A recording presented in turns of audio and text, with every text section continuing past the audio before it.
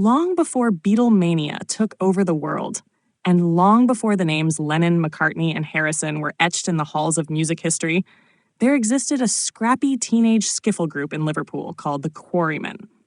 Between 1958 and 1960, in the modest backyards and makeshift rehearsal spaces of their working-class neighborhoods, these young musicians captured a handful of rough, intimate recordings that would later be known as the Quarrymen Backyard Tapes.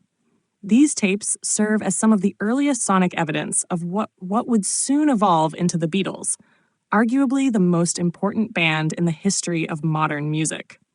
The Quarrymen were formed in 1956 by John Lennon, named after his school, Quarrybank High.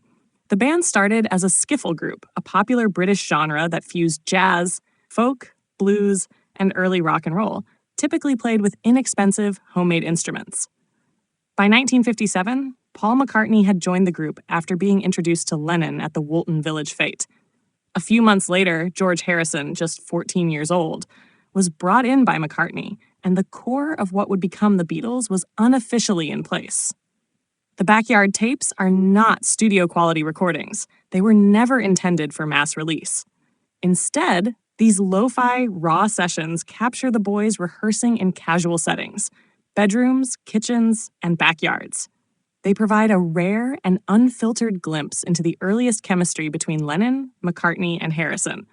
Among the songs are early covers of rock and skiffle standards like That'll Be the Day by Buddy Holly and In Spite of All the Danger, an original credited to McCartney and Harrison, making it the very first Lennon-McCartney-era Beatles composition to be recorded. The most well-known of these early recordings was captured at Philips Sound Recording Services in Liverpool in 1958. The acetate from that session, long thought lost, featured That'll Be the Day and In Spite of All the Danger. It was eventually found and purchased by Paul McCartney in the 1980s, becoming one of the most treasured artifacts of Beatles history. Portions of these recordings would later appear on the Beatles anthology in 1995, giving fans an official glimpse at the humble origins of the greatest band in the world.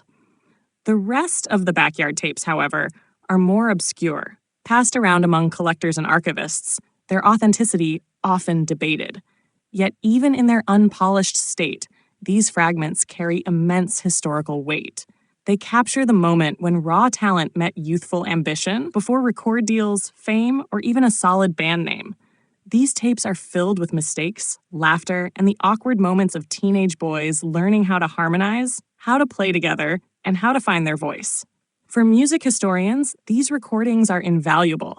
They represent the dawn of modern pop culture. Listening to the Quarrymen stumble through early rock standards with crackling vocals and out-of-tune guitars is like flipping through the faded blueprints of a musical skyscraper. You hear the DNA of the Beatles beginning to take shape: Lennon's raspy edge, McCartney's melodic instincts, Harrison's emerging guitar work. Though these recordings have never been widely released in full due to rights issues and quality concerns, their legend continues to grow.